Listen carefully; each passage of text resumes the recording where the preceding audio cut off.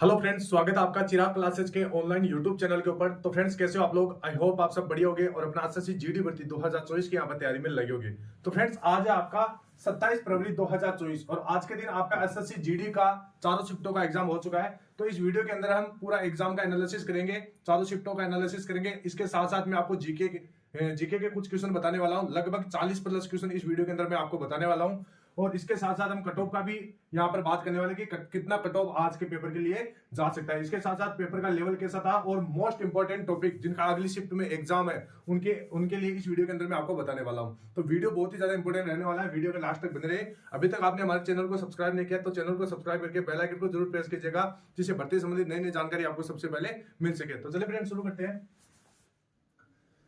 तो यहाँ पर सबसे पहले देख सकते हैं, आपका एक सवाल पूछा गया था कि अशोक के शिलालेख किस भाषा में है। तो यहाँ पर प्राकृत भाषा में आपका अशोक का शिलालेख है। इसके बाद में एक सवाल ये पूछा गया था कि जाकिर हुसैन का संबंध किस वाद्य यंत्र से है। तो ये तबला वादक है, ये आपको ध्यान में रखना है। एक सवाल आपका ये पूछा गया था कि 2011 की जनगणना के अनुसार भारत की साक्षरता दर कितनी है। तो 76.04% भारत की साक्षरता दर है। एक सवाल आपका यहाँ पर ये पूछा गया था कि भरतनाट्यम की जननी किसे कहते हैं। तो रुक्मणी देवी अरुणडेल को भरतनाट्यम की जननी कहते हैं। एक सवाल ये पूछा गया था कि संविधान का अनुच्छेद 126 का संबंध किससे है। तो इसका संबंध कार्यवाहक मुख्य न्यायाधीश की नियुक्ति से है। इसके बाद में एक सवाल पूछा गया था कि तापमान का एसआई मात्रक एसआई यूनिट क्या होता है। तो इसका होता है केल्विन। इसके बाद में एक सवाल पूछा गया था कि लूर किस भारतीय राज्य का लोक नृत्य है। तो ये आपका हरियाणा का लोक नृत्य है, ये ध्यान में रखना है। एक सवाल पूछा गया था कि हिमाचल का फूलों का उत्सव कौन सा है। तो फुलाइच उत्सव। हिमाचल का फूलों का उत्सव कौन सा है? फुलाइच उत्सव। एक सवाल ये पूछा गया था। इसके बाद एक सवाल पूछा गया था कि संपत्ति का अधिकार का अनुच्छेद कौन सा है। तो यहाँ पर संपत्ति के आपके दो अधिकार है, एक तो 19(1)(f), उसके बाद में अनुच्छेद 21 जिसे निजी संपत्ति का अधिकार भी बोला गया है। इसके बाद में एक सवाल आपका यह पूछा गया था कि फीफा अंडर 17 महिला वर्ल्ड कप 2022 कहां आयोजित हुआ था। तो ये आपका भारत के अंदर आयोजित हुआ था। एक सवाल आपका यह पूछा गया था कि मिताली राज का संबंध किस खेल से है। तो किस खेल से है?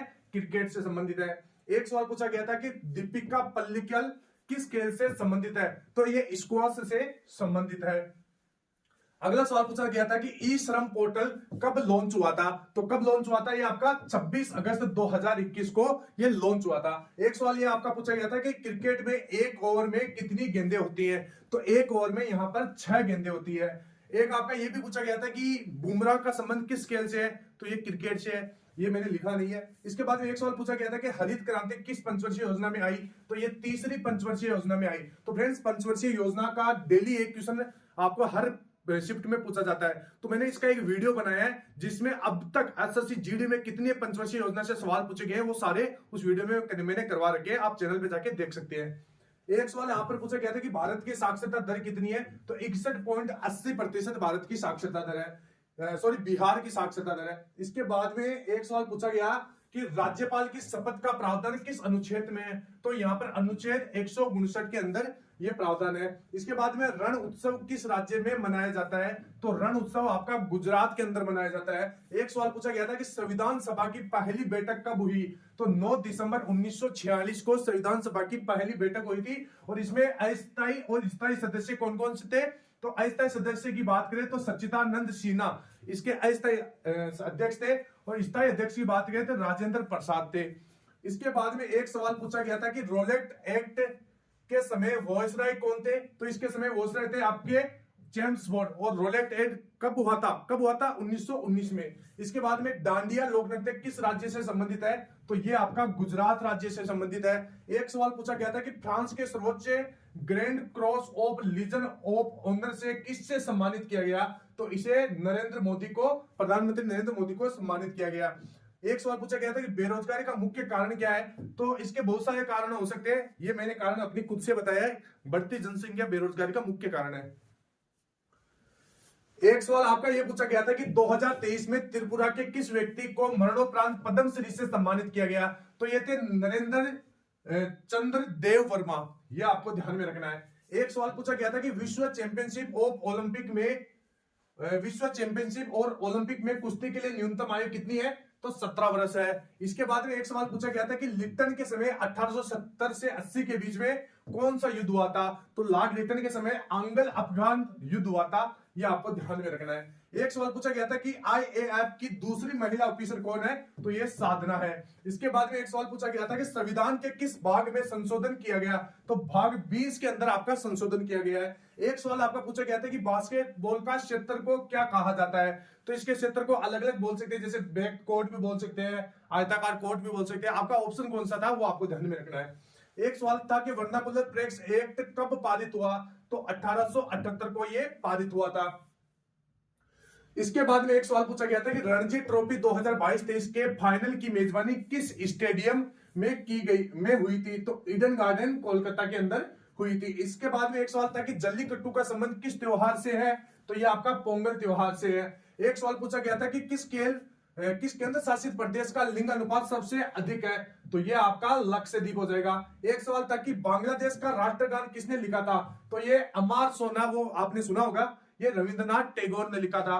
एक सवाल था कि केरल का शास्त्रीय नृत्य कौन सा है, तो मोहिनी अट्टम केरल का शास्त्रीय नृत्य है। इसके बाद में एक सवाल था कि कला क्षेत्र में दिया जाने वाला पुरस्कार, तो ललित कला अकादमी पुरस्कार ये कला क्षेत्र में दिया जाने वाला पुरस्कार है। वैसे और भी पुरस्कार होते हैं, लेकिन मेरे को ये पता था तो ये मैंने आपको बता दिया।